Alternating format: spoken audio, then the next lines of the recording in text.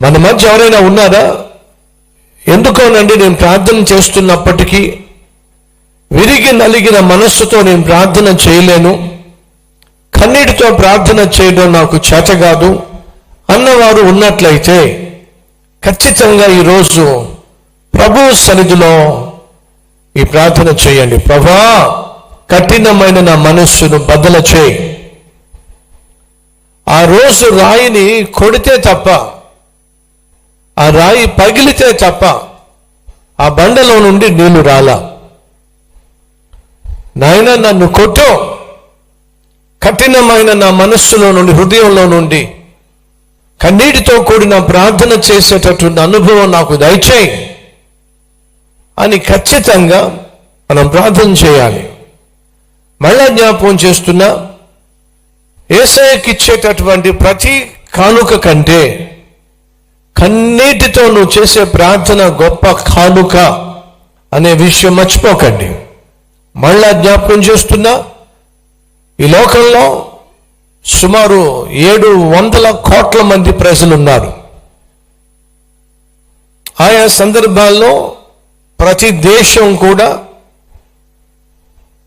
ఆ దేశంలో అందమైన వాడు ఎవరు, అందమైన స్త్రీ ఎవరు అని చెప్పి పోటీలు పెడుతూ ఉంటారు.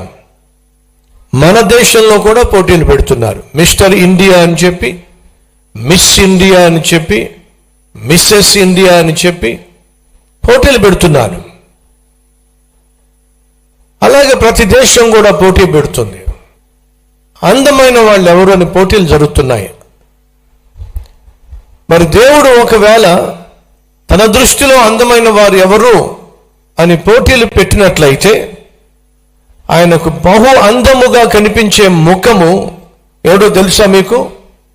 విరిగి నలిగిన మనస్సుతో కన్నీటితో ప్రార్థన చేసే ముఖమే దేవుని దృష్టిలో బహు అందమైన ముఖము అని చెప్పి మీరు జ్ఞాపకం చేసుకోవాలి. మన మనుషుల దృష్టిలో అందంగా ఉండడానికి మన ముఖానికి రకరకాల క్రీములు రాస్తాం. మరి దేవుని దృష్టిలో మన ముఖము అందంగా ఉండాలి అంటే మన ముఖం మీద ఆయన కన్నీళ్లు చూసినట్లయితే ఆయనకు మనం బహు అందంగా కనిపిస్తాం. సియోనులో నిర్విచారముగా ఉండు వారికి శ్రమ.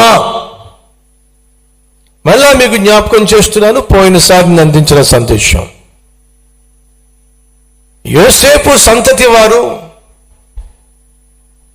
శిక్షించబడుతున్నారు, అది చూసి కూడా పట్టించుకున్నటువంటి వారికి శ్రమ అనేటటువంటి రిఫరెన్స్ పోయినసారి నేను చదివించాను. మళ్ళా చదువుతున్నాను. ఆమోసు గ్రంథము 6వ అధ్యాయము 1వ వచనము. సియోనులో నిర్విచారముగా ఉన్న వారికి శ్రమ, ఏ విచారము లేని వారికి శ్రమ.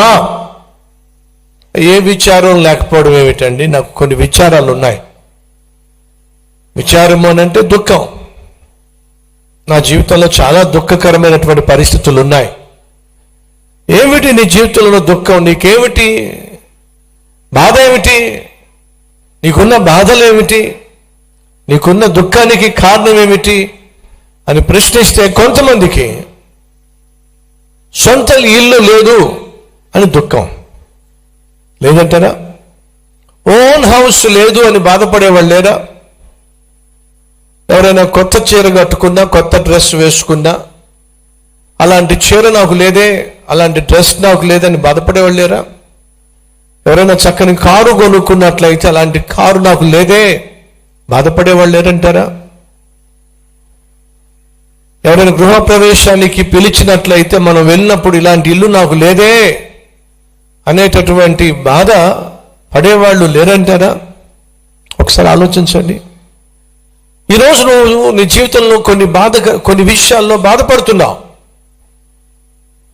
అలాంటి భర్త నాకు లేడే అనే బాధ నీలో ఉంది.